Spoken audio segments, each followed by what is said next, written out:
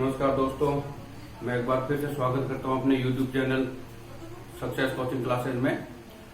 तो कल हमने कक्षा 10 के पाठ 1 के महाजनपद के बारे में पढ़ा था।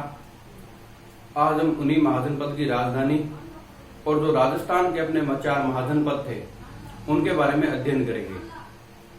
तो आओ बच्चों, आज की क्लास शुरू करते हैं। तो पाठ अपना पहला है जिसका नाम हम लोग मिलता है स्वर्णिम भारत।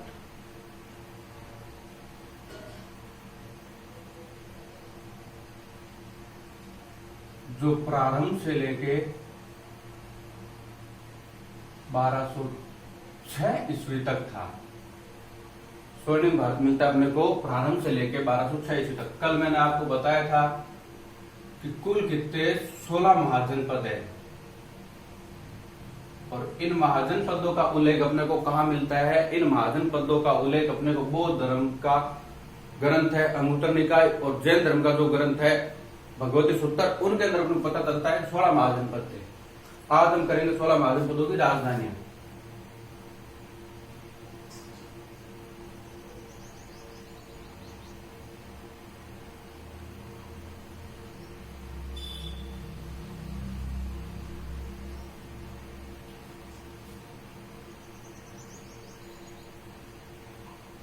काशी,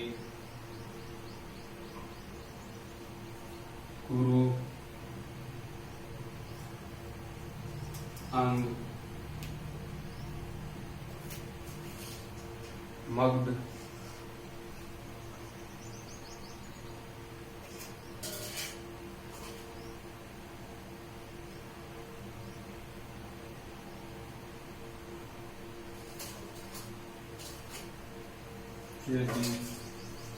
वत्स,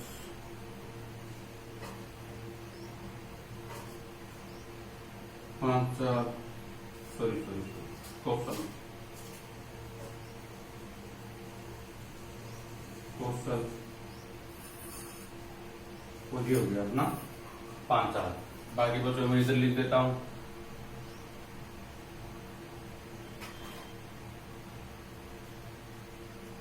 मत्स्य,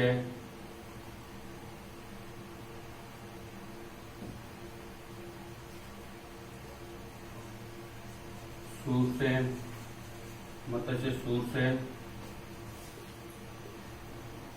अक्षशक,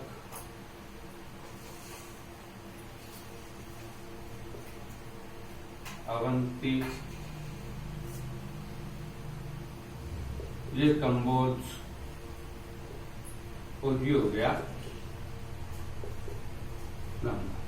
तो ये थे अपने 16 महाजनपद जिसके अंदर काशी, कुरु, अंग, मगध, वज्जी, मल, चेदी, वत्स, कौशल, पांचाल, मत्स्य, सूरसेन, अक्षशक, अवंती, कंबोज और नालंदा, ये 16 अपने महाजनपद आते थे। अब देखेंगे हम इन 16 महाजनपदों की राजधानियां कि इन 16 महाजनपदों की राजधानियां कौन कौन सी थी। तो यहां मैं लिख देता हूं राजधानी,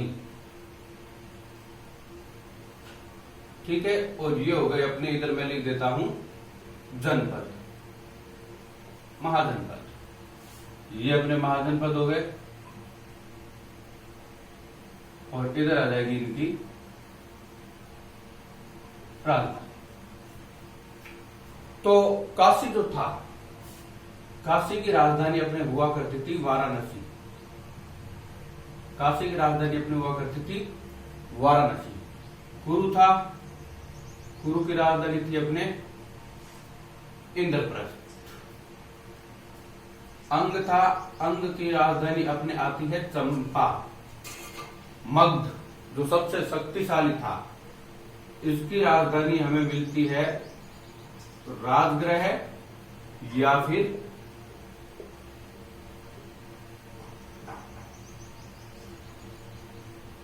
गिरिव्रज। राजगृह या गिरिव्रज इसकी राजधानी मिलती है। फिर अपने आता है वज्जी, इसकी अपने को मिलती है विदे या फिर मिथिला। मल जो आता है इसकी भी अपने को दो मिलती है,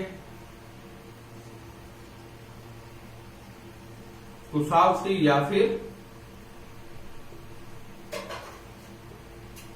कुशीनारा। अब आती है अपनी ये चेदी। चेदी की हम बोल सकते हैं शक्तिवती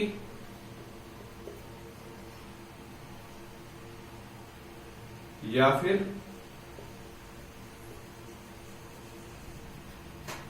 सोथीवती। वत्स था, वत्स की अपने राजधानी मिलेगी अपने को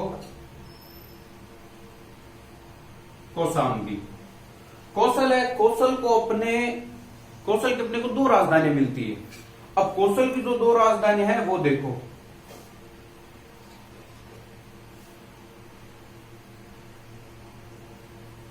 इसकी जो उत्तरी राजधानी थी, कौशल की जो उत्तरी राजधानी थी वो आती है अपने साकेत।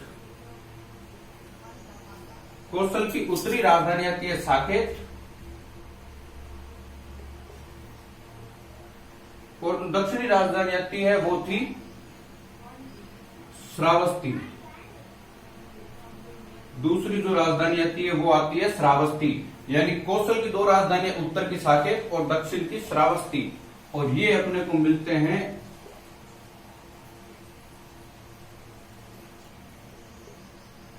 बुद्ध काल के दो भाग। यानी बुद्ध काल जब था उस समय की इसकी दो राजधानी अपने को मिलती है। पांचाल है, पांचाल की भी अपने को दो मिलेगी। उत्तर था,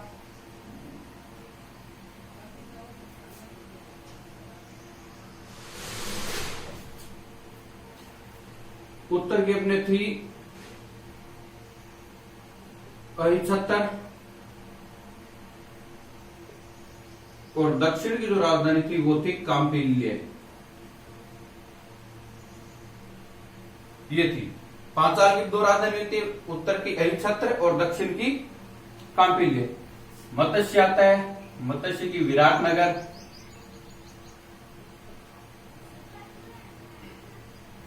सूरसेन आता है, सूरसेन की अपने को राजधानी मिलती है मथुरा। मथुरा या मैथुरा या सूरसनई।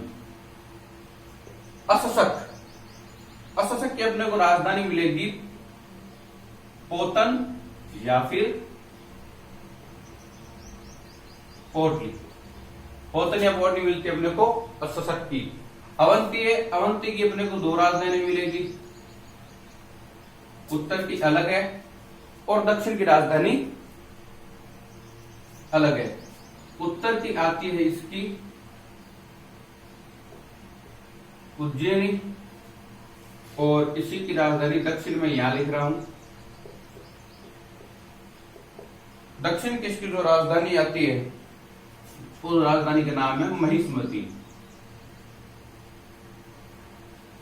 अब रह गया अपना कंबोज। कंबोज की राजधानी आती है अपने हाटक और लास्ट बचा गांधार। गांधार की अपने आती है तक्षशिला। तो ये थी अपने 16 महाजनपदों की 16 राजधानियां, जिसके अंदर कईयों की राजधानी दो मिलती है।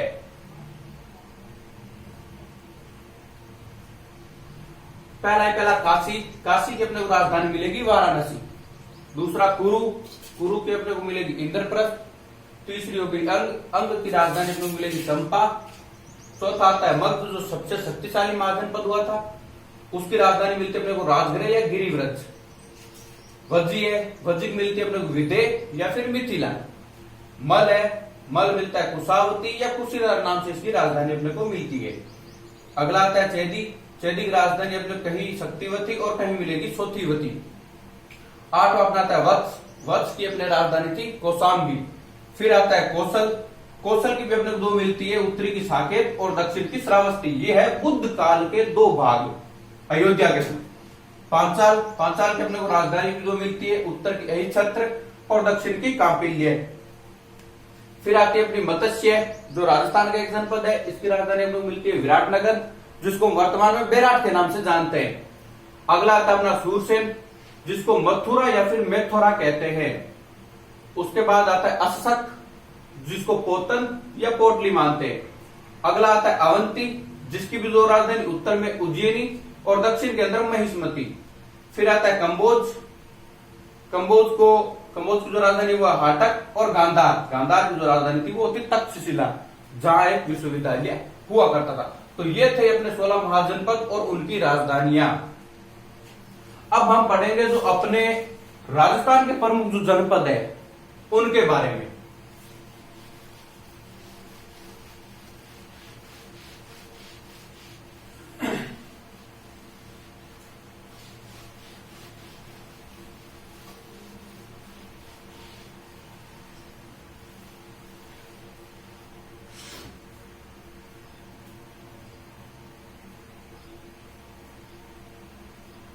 अब देखो राजस्थान के प्रमुख जनपद।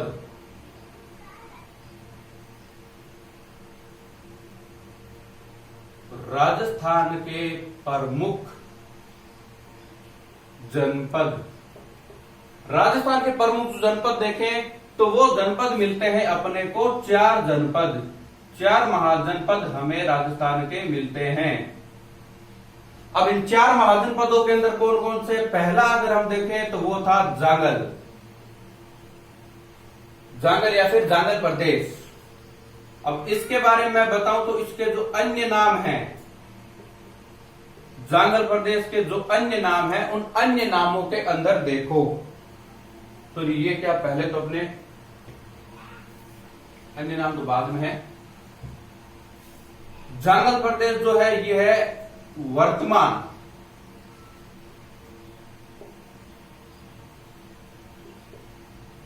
बीकानेर,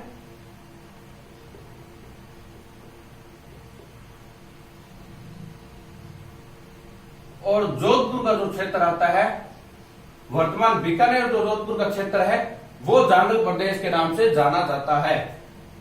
इसकी अगर हम अन्य नाम देखें तो इसका अन्य नाम जो आता है वो आता है, पहला तो आता है अपने जांगला, और दूसरा जो इसका नाम मिलता है वो मिलता है अपने को मादरे। कई जगह इसका नाम जांगला, कई जगह मादरे मिलता है। अब अगर इसकी हम राजधानी देखें, राजधानी अगर देखें तो इसकी राजधानी थी अहि छतरपुर, अहि छतरपुर, जो वर्तमान में कहां पड़ती है, अपने नागौर में। वर्तमान नागौर का जो क्षेत्र है वो आता है अहि छतरपुर, नागौर का क्षेत्र। अब यहां के जो राजा थे ये जांगल देश के स्वामी थे, इसकी वजह से यहां के राजा खुद को क्या करते थे, यहां के राजा स्वयं को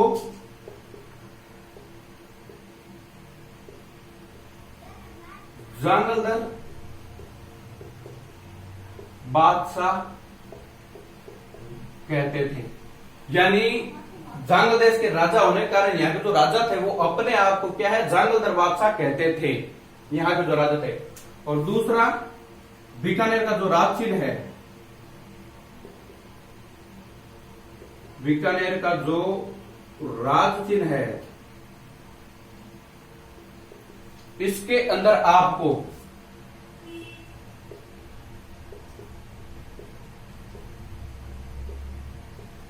जय जांगलदर बादशाह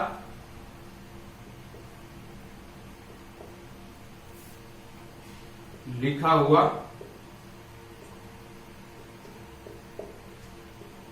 मिलता है। यानी बीकानेर का जो राज चिन्ह है इसके अंदर जय जांगलदर बादशाह आपने को लिखा हुआ मिलता है।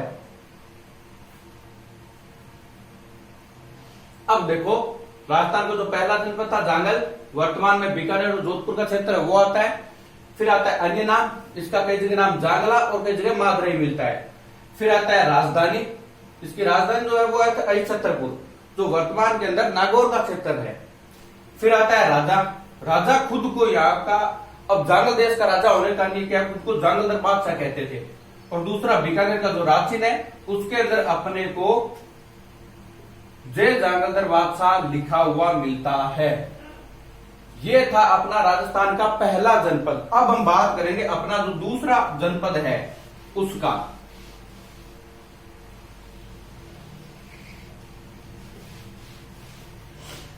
अपना जो दूसरा जनपद आता है वो जनपद आता है अपना मत्स्य। मतलब वर्तमान में अगर देखें, वर्तमान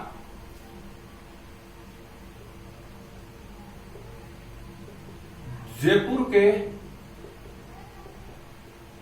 आसपास का क्षेत्र, जयपुर के जो आसपास का क्षेत्र है वो आता है मत्स्य के अंदर। साथ में इसी के अंदर अलवर और भरतपुर का कुछ भाग आता था। यानी मैं ऐसे लिख सकता हूं इसके अंदर अलवर व भरतपुर का कुछ भाग आता है। अलवर और भरतपुर का जो कुछ भाग है वो भी अपने किस में आता है, मत्स्य जनपद के अंदर आता है। अब इसकी जो हम राजधानी देखें, मत्स्य जनपद की अगर राजधानी हम देखें तो इसकी जो राजधानी है वो आती है विराटनगर। अभी मैंने आपको बताया था विराटनगर राजधानियों में, और वर्तमान उसको बोलते हैं बैराट। बैराट बोलते हैं, वर्तमान में बोलते हैं विराटनगर को। विराटनगर को वर्तमान में बोलते हैं बैराट। अब आगे अगर बात करें तो इसका जो विस्तार मिलता है, इसका जो विस्तार मिलता है, इसका विस्तार अपने को मिलता है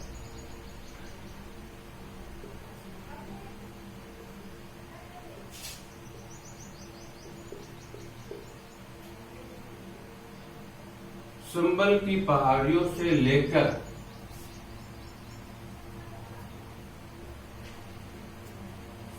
सरस्वती नदी के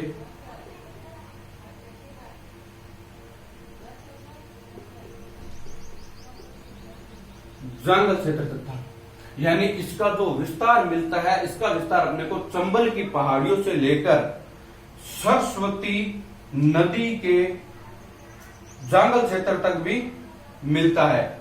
और मौर्य शासक हुआ करता था एक बिंदुसार।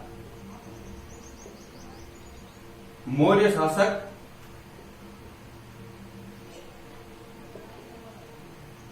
बिंदुसार से पहले तक इस जनपद का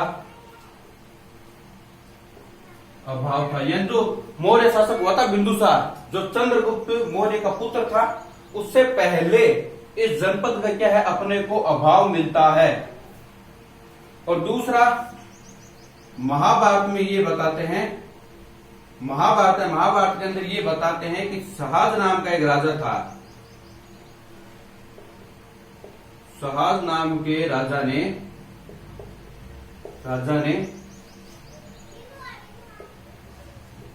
इस जनपद पर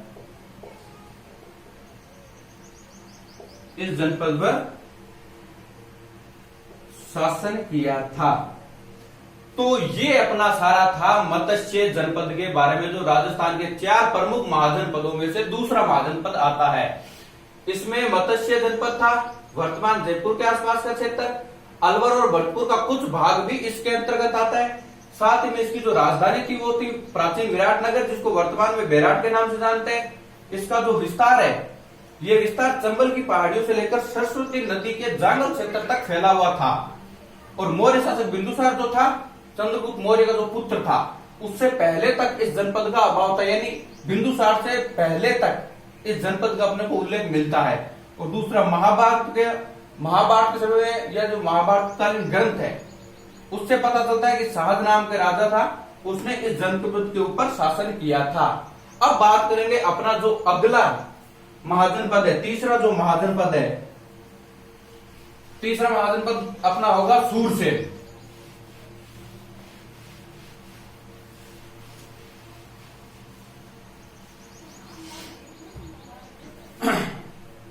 थर्ड अपना जो महाजनपद है वो आता है सूरसेन। वर्तमान में अगर देखें, वर्तमान में ब्रिज का क्षेत्र। राजधानी अगर सूरसेन की देखें तो राजधानी अपने को सूरसेन की मिलती है मथुरा। अब जो यूनानी थे, यूनानी इनको क्या बोलते हैं, मैथोरा और सूरसेनुई, ये बोलते हैं। जो यूनानी जो थे वो बोलते हैं मैथुरा और सूरसेनुई। अब इसका जो क्षेत्र है, इसके अंदर देख लो अलवर, भरतपुर और करौली।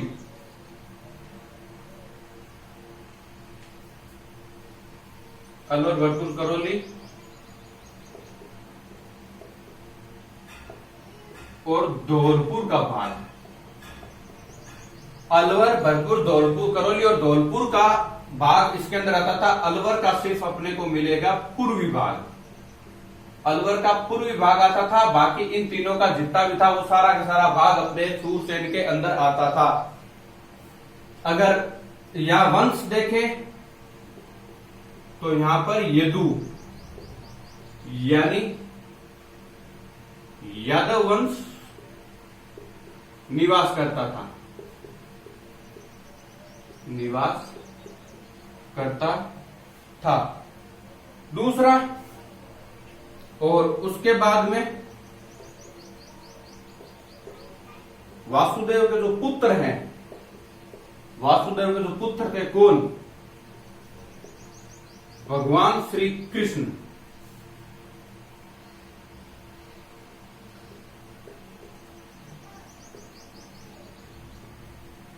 उनका संबंध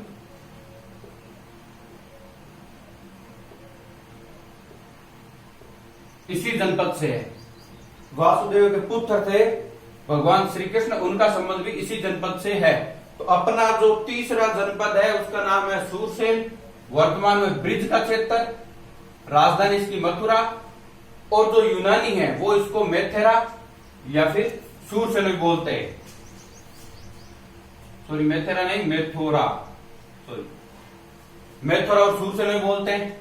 इसका जो क्षेत्र था भरतपुर, करौली और धौलपुर का, और वासुदेव का जो पुत्र जो अपने भगवान श्री कृष्ण है, इनका संबंध भी सूरसेन महाजनपद से था। अब अपना जो एक और महाजनपद बचता है वो है सीवी वंश।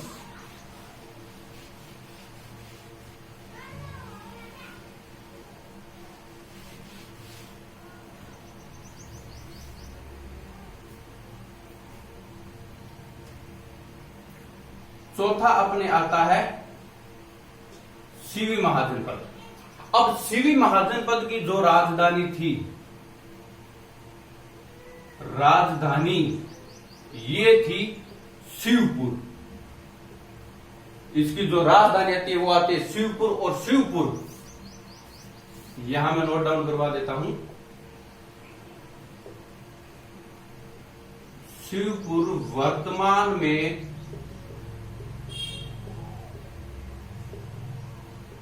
पाकिस्तान के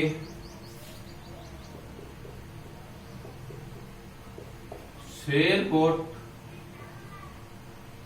नामक स्थान से जाना जाता है।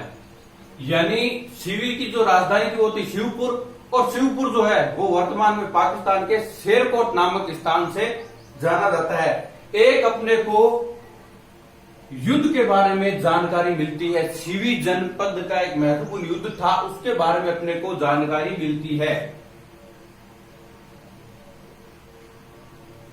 भरत जन के राजा सुदास तथा 10 जनों के राजाओं के मध्य 10 जनों के राजाओं के मध्य पुरुषनी, जिसको रावी नदी के नाम से जानते हैं, रावी नदी के तट पर युद्ध लड़ा गया। बर्जन के राजा सुदास और 10 जनों के राजाओं के मध्य पुरुषनी रावी नदी के तट पर युद्ध लड़ा गया था, जिसके अंदर विजय जो थी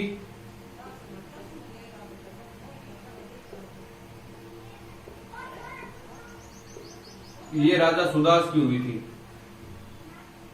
ये राजा सुदास की विजय हुई थी इसमें। और दूसरा, इस युद्ध को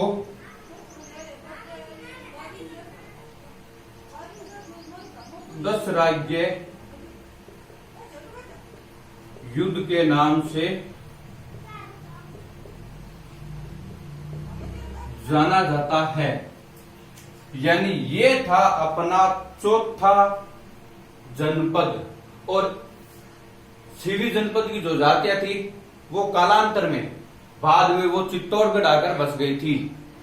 अब देखो सीवी जनपद, सीवी की जो राजधानी थी वो शिवपुर, और शिवपुर वर्तमान में पाकिस्तान के शेरकोट नामक स्थान से जाना जाता है।